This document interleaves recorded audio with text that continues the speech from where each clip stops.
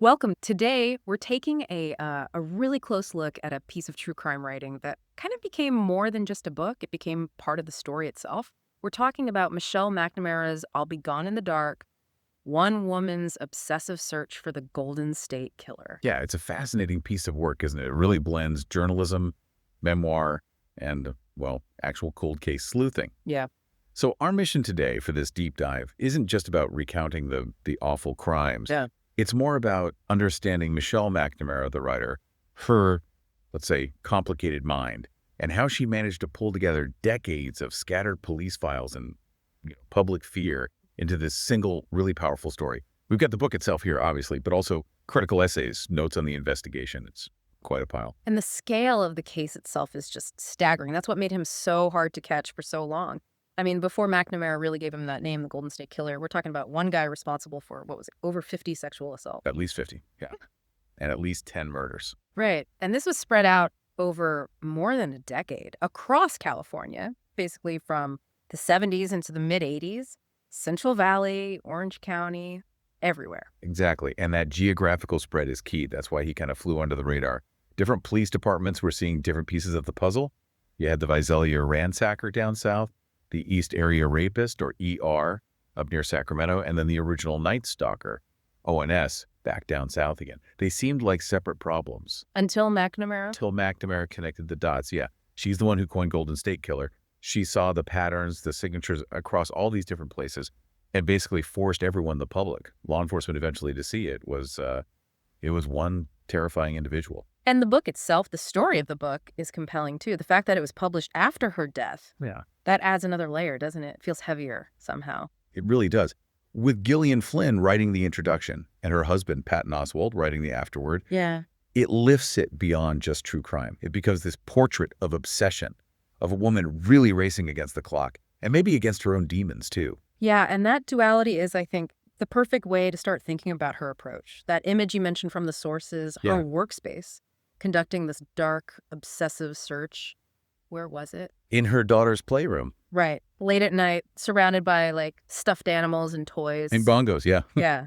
And the sources say she'd be scribbling California penal codes in crayon on coloring paper. Uh-huh. Using her laptop, which she called her 15-inch wide hatch of endless possibilities. Wow. That image just captures the whole essence of the book, doesn't it? Yeah. It's that tension, the meticulous, almost cold analysis needed to hunt a killer versus this, fierce maternal instinct to domestic life. Yeah. She created this private searching place for herself, this digital maze, trying to balance it all. It tells you right away this isn't going to be just the facts, ma'am. It's deeply personal. Absolutely. It's a human quest. And I think that intensity, that personal drive is probably why she saw things, connections that maybe the professionals bogged down in procedure sometimes missed. So let's dig into Michelle McNamara herself a bit more. The book is obviously famous for the case details, but like you said, critics, people like Megan Abbott, they point out it's also this really rich portrait of a specific kind of mind. Abbott said it taps into something deep, especially for women, this connection many of us have with these kinds of crimes. What was different about McNamara's approach compared to, say, a career detective? Well, I think she brought this perspective of an outsider, but a deeply empathetic one. She wasn't afraid to chase down leads that maybe seemed too old or too thin or too circumstantial for, standard police work.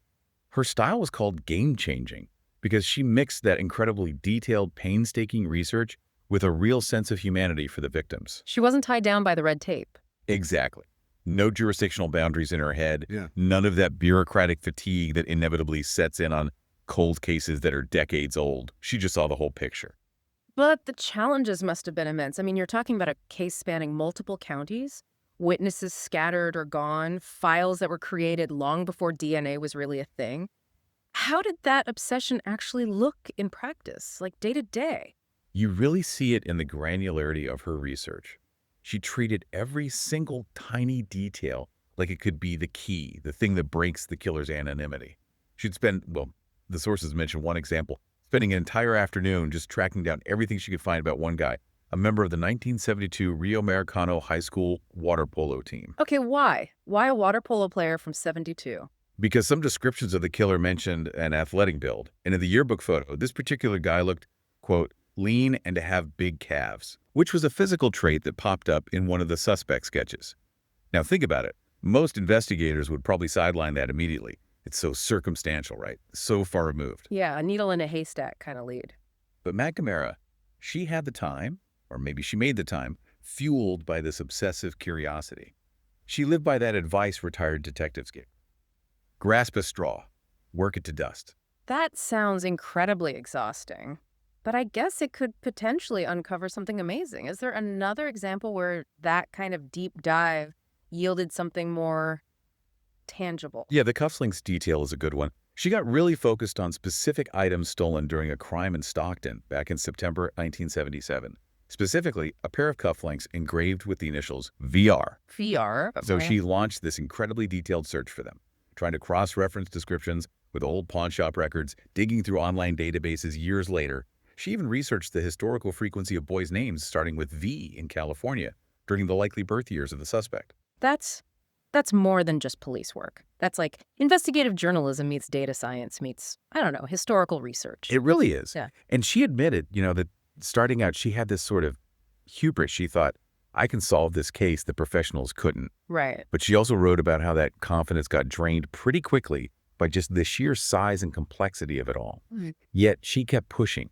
Those retired detectives kept encouraging her, telling her to embrace the grind, the tedium of cold case work it to dust. It shows you the kind of persistence required, but also you feel the emotional toll it must have taken.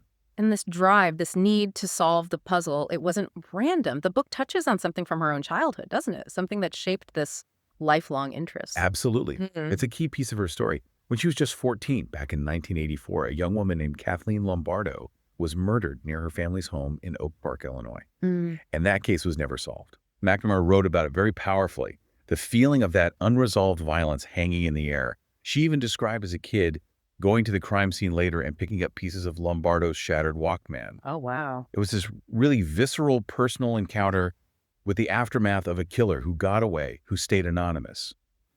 And you get the sense that her adult pursuit of the Golden State Killer was, on some level, an attempt to finally strip that anonymity away from a killer, to give evil a face, maybe to neutralize that fear she felt as a teenager.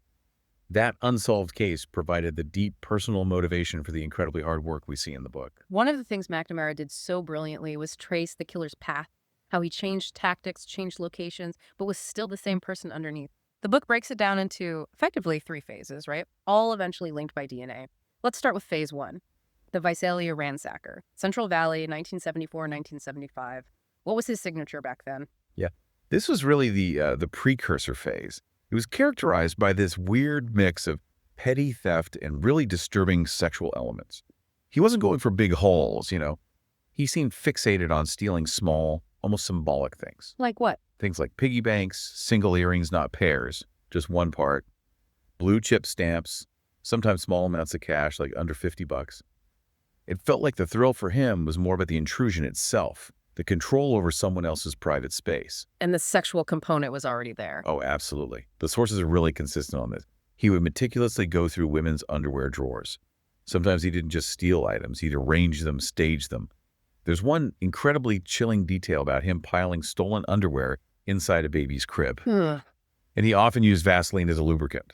So this phase really looks like an offender who's practicing. He's honing his methods for getting in, for controlling the environment, and clearly getting some kind of satisfaction from violating that personal space. But it didn't stay just ransacking for long. It escalated tragically. It did. The big turning point was September 1975, the murder of Claude Snelling, a journalism professor in Visalia.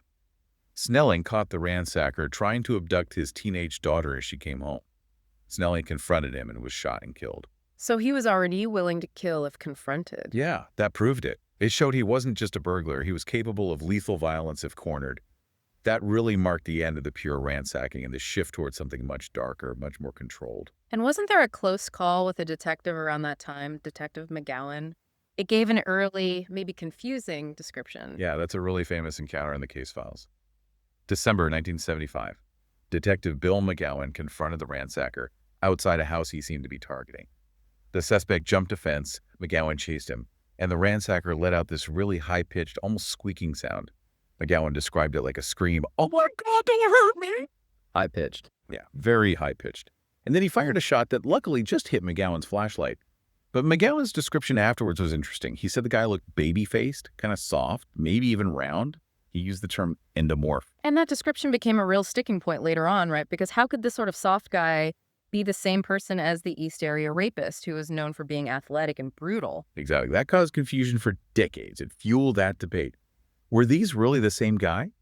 Law enforcement struggled to reconcile McGowan's description with the calculated aggressive athleticism they saw later with the ER. Which brings us neatly to phase two, the East Area Rapist, EAR. Sacramento area, 1976 to 1979. This is where he became almost methodical, horrifyingly consistent. Yeah, the ER phase was just pure psychological terror, executed with chilling precision. His profile became much clearer. White male, probably late teens or early 20s, about 5'9", definitely athletic build, always masked, usually a ski mask. And he had this signature way of speaking. The whisper. A forced, angry whisper, yeah. Though sometimes, apparently, it could break into a higher pitch if he got agitated. And what about his tactics? The things he did that showed he'd been watching, planning. Oh, several things pointed to extensive surveillance. He'd cut phone lines beforehand. He often turned off AC or heating units, seemed very sensitive to noise, wanted total silence for control. He always brought his own bindings, like torn towels or shoelaces, showing preparation. But the most infamous signature, the ultimate mind game, was the dishes trick. Right. Explain the psychology behind stacking dishes on the man's back. He was just pure, calculated sadism. After he tied up the male victim, the ER would carefully stack dishes, often the family's good china, right on the guy's back.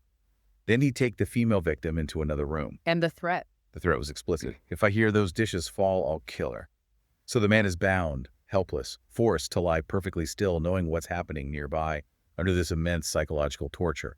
It showed this incredible understanding of leverage, of how to maximize terror without necessarily using more physical force on the man. Just brutal. But the sources also mentioned something strange.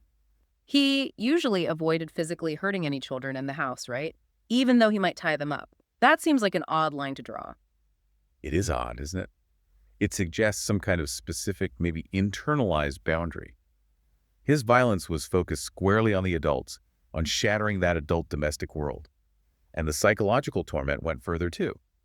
He'd sometimes whisper the victims' names or names of their friends just to shock them, to prove he'd been watching them, sometimes for weeks. These weren't random attacks. He researched his targets. And that research, McNamara pointed out, often seemed to connect back to real estate in some way. Yeah, that pattern kept popping up. Victims who had just moved in or were about to move out, or sometimes just a connection nearby, like victim Jane Carson. There was a Century 21 sign right across the street from her house.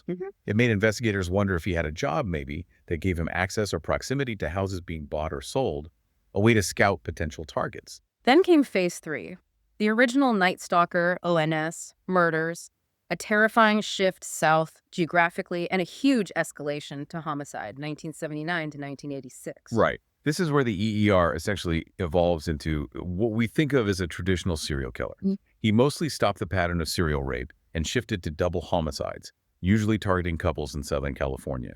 It started in Goleta, 1979, Dr. Robert Offerman and Deborah Manning, then quickly followed by the Smiths, Charlene and Lyman, bludgeoned to death in Ventura in 1980.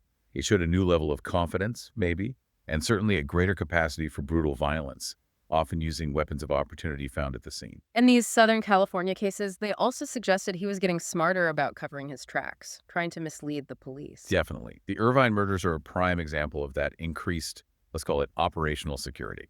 Manuela Withoon's murder in 1981 seemed staged. He left a screwdriver behind, took the answering machine tape, dragged the TV outside, maybe trying to make it look like a robbery gone wrong or like someone she knew did it rather than a sexual predator.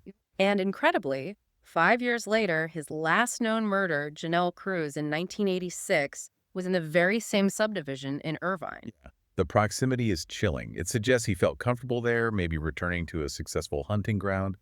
But by 86, the frequency of his attacks had really dropped off. That made people wonder if something major had changed in his life, maybe marriage, a move, a more demanding job, something that limited his opportunities to hunt. And throughout the book, McNamara never lets us forget the human cost. We have to mention the Goleta murders again, Sherry Domingo and Gregory Sanchez in 1981, and that absolutely heartbreaking detail about Sherry's daughter, Debbie. That story just anchors the whole thing, doesn't it? It reminds you why McNamara was doing this. Debbie Domingo only survived because she'd argued with her mom and run away from home that night. Her very last words to her mother were screamed in anger. "Why don't you just get the hell out of my life?" Oh, That detail just grounds the whole investigation in the devastating lifelong trauma these crimes left behind. And that's the perspective McNamara always brought. She saw the people, the families, the shattered lives behind the case files. so it took literally decades for law enforcement to connect the dots. The petty burglar in Visalia, the rapist in Sacramento, the killer in Southern California, realizing it was all one man. That was the huge breakthrough McNamara's work really built on. How did science finally tie it all together? It really came down to DNA, specifically advances in the early 90s down in Orange County. Criminalists Jim White and Mary Hong were key players. They started using this new technology called PCR-STR. Okay, PCR STR. For listeners maybe not familiar, what did that let them do that older methods couldn't? Well, basically, older DNA methods needed a pretty large, relatively clean sample of blood or semen. PCR-STR, that's polymerase chain reaction, Hmm. short tandem repeat, allow them to take tiny, tiny amounts of biological material, often degraded stuff left at crime scenes for years, Mm. like just a few skin cells or dried residue. And they could amplify the specific DNA sequences millions of times. So they could finally get a usable genetic profile from evidence that was previously useless. Applying this to the Orange County ONS cases, they proved conclusively it was the same killer in all three. It unified the Southern California murders. So ONS was definitely one guy, but the big leap was connecting him to the ER rapes up north, right? Tying Northern and Southern California together. That was the crucial link. Huh. And it came from DNA developed from the 1980 Ventura Smith's murder. They managed to get a profile from semen found on microscope slides that had been prepared way back during the original investigation. Wow, from decades old slides. Yeah, and that DNA profile matched the ONS profile from Orange County. That was the smoking gun. It confirmed this guy had operated across huge distances in California and proved the theory. ONS was ERR. Suddenly, all these separate case files basically slammed together into one massive investigation. And that scientific proof really lit a fire under a new generation of investigators, didn't it? Like Paul Holes, the criminalist from Contra Costa County. He became a major collaborator with McNamara. Holes wasn't just looking at DNA, he was trying to synthesize everything, profile the man behind the patterns. Holes was absolutely critical. He brought this focus on geographical profiling. He looked at the maps, the locations, and realized the killer's hunting ground wasn't random. It evolved. Holes came up with the theory that the EER changed from being a marauder to a commuter. Okay, break that down. Marauder versus commuter, what does that tell us? A marauder, like the EER seemed to be early on in Sacramento, operates fairly close to home within what profilers call a buffer zone. Hunting in familiar territory, maybe northeast of the American River where he felt comfortable. But when the attack shifted to the East Bay Concord, Wola Creek, that area Holes noticed they clustered near the I-680 corridor. That suggested he'd become a commuter. He was likely traveling a significant distance to commit these crimes, probably because of some big life change, a new job, maybe marriage, something that had him routinely driving that specific freeway. So his killing pattern was potentially shaped by his daily commute. That fits with another really interesting, though maybe speculative theory Holes had, the plane theory. How did that come about? That came from trying to explain some of the really quick turnarounds between attacks in places like Davis and Modesto, Sure. sometimes less than 24 hours between attacks in locations that were actually a pretty long and awkward drive apart back then. Holes pointed to some circumstantial stuff. Footprints found near one victim's house in Davis seemed to lead back towards the direction of the small UC Davis airport. The idea was, what if the ER had access to a small plane? Maybe through work like construction site inspections or some kind of technician job. It would explain those rapid, large geographical jumps, even though it seemed kind of counterintuitive to the typical working-class profile they had. It just shows how good he was at throwing people off. But he wasn't perfect. He left things behind, sometimes psychological clues, like the famous homework evidence found near an escape route in Danville in '78. That's such a chilling detail in the book. Oh, it's one of the most psychologically revealing clues in the whole case. A criminalist, John Patty, found this stuff near where the ER likely fled a crumpled essay draft, badly written, and a hand-drawn map of a neighborhood. But the key thing was on the back of the map. Scrawled diagonally, in angry capital letters, was one word: punishment. Punishment. And what was the theory about that? How did Holes and McNamara interpret it? They linked it directly to the essay. The essay itself was this rambling, furious rant about being humiliated by a sixth-grade teacher, being forced to write repetitive sentences as well, punishment. Ah, okay. The theory was that this deep-seated rage, this feeling of being powerless and humiliated in childhood, might have festered and fueled his later compulsion to dominate, humiliate, and punish his victims. He was maybe projecting that sense of violation onto others, obsessed with the idea of inflicting punishment. McNamara's work, though, wasn't just her alone in the playroom. The book details this whole network she built, right? Amateur sleuths, tech guys, retired detectives, this quid pro quo system she had going. Yeah, that network was vital. She worked closely with people like the Kid, this data miner who built the massive 118-page master list of potential suspects, crunching names, locations, dates, just huge amounts of data. It was this constant back and forth. McNamara providing the narrative context, the human insights, the drive, and these online sleuths providing the hardcore data analysis. She'd get really invested in leads from that network. Absolutely. The book mentions her getting incredibly excited about certain leads, like a name, Doug Fiedler, that popped up from searching sex offender registries in Idaho. It was this fusion of old school shoe leather reporting and modern digital detective work. But even with all that effort, all the new tech, the case still hit major roadblocks. The official systems, like CODIS, didn't deliver. Yeah, that was a huge source of frustration detailed in the book. Repeated searches in CODIS, the national DNA database, came up empty. That strongly suggested the killer had never been caught and convicted for a felony serious enough to require his DNA sample being put into the system. And worse, sometimes suspects were eliminated for reasons that now seem, well, absurd, based on really subjective, old-school profiling ideas. Oh, some of the reasons cited in the old files are just baffling, and they show how flawed early profiling could be. Yeah. Suspects apparently got ruled out because maybe an old report said they had too big a lower lip. Seriously. Seriously. Or in another instance, a potential suspect was dismissed because his sister-in-law told police he had, quote, a decent-sized penis. Because the ear was known. Because multiple victims had reported the ear had a noticeably small penis. So this subjective, frankly unreliable physical detail was enough to potentially clear someone who might have been the guy. It cost the investigation years, possibly decades. So with CODIS being a dead end, the focus eventually had to shift, right? Towards using those public genealogical databases, which is a whole different ballgame. Exactly. That led towards using techniques like YSTR matching that traces the Y chromosome passed only from father to son. It's less precise for direct matching than the STRs used in CODIS, but it can help trace family lines through ancestry databases where people voluntarily upload their DNA. But that's incredibly complex work, right? And full of potential pitfalls. Hugely complex. Paul Holes himself talked about the challenges. There was even one instance mentioned in the sources where they thought they had a huge breakthrough from a genealogical match. Massive excitement. Only to realize that it was a kind of echo. An echo. Yeah, a mirror image match. Turned out another amateur sleuth had uploaded the killer's publicly available DNA profile into the same system, creating this false hit. It just highlights the incredible difficulty, both technically and ethically, of navigating those databases to finally find the right path. It was slow, painstaking work. It's impossible to read the book or learn about this case without realizing the immense personal cost for Michelle McNamara, immersing yourself in that kind of darkness. Yeah, the sources really emphasize that. It was this constant, grueling balancing act for her. She was praised for having both the mind for investigation and logic and the heart for empathy and insight. But carrying that weight, the empathy for decades of victims, while simultaneously trying to get inside the head of this meticulous monster, it was emotionally shattering. It meant living in a very dark place mentally, and that undoubtedly took a toll. And so tragically, she passed away before the book was finished, before the killer was caught. Finishing her work must have been an incredible undertaking for those she left behind. Just monumental, both logistically and emotionally. After her sudden death, her husband, Patton Oswalt, along with writer Billy Jensen and her researcher Paul Haynes, they stepped in to complete the book. They had to sift through, organize, and make sense of something like over 3,500 separate files, plus stacks of handwritten notes. Wow.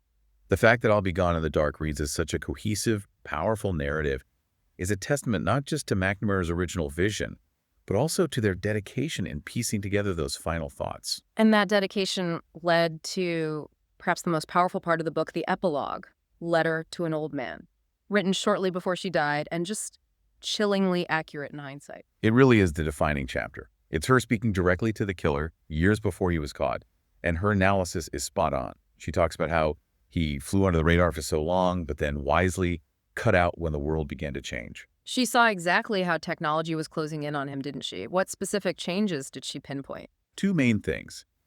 The explosion of DNA technology, obviously, but also the rise of the World Wide Web. Her insight was brilliant.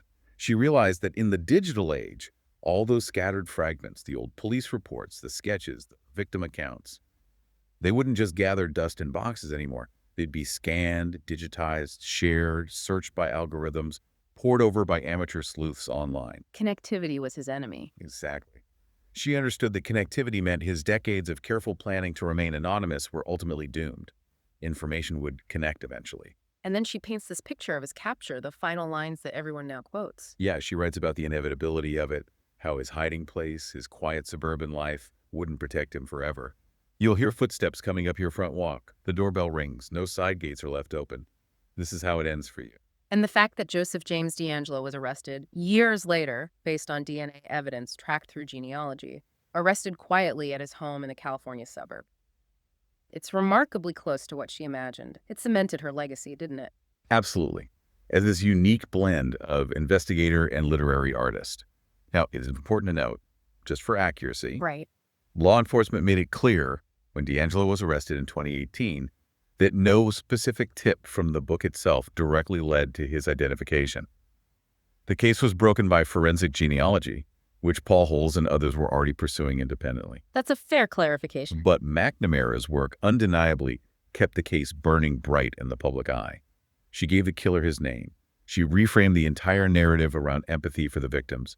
She showed that great investigation needs more than just logic. It needs heart. And that's why she's remembered as such an important voice in true crime. Looking back on this deep dive, what really strikes me is how McNamara, this quote-unquote amateur, managed to do what institutions couldn't for decades. She synthesized all this fragmented information, these different criminal identities, into one single, terrifying, and ultimately accurate story. She forced us all to see it as one long nightmare. Yeah, I think the legacy of All Be Gone in the Dark is really threefold. One, it absolutely kept the pressure on, kept the case alive in people's minds when it could have faded. Two, it's just a masterclass in how to write about true crime with real empathy, focusing on the human costs, not just the gory details. And three, it's this powerful example of how one determined individual, using the tools available today, using the internet, using sheer persistence, can actually challenge decades of institutional inertia. Which leaves us with a final thought for you to maybe mull over.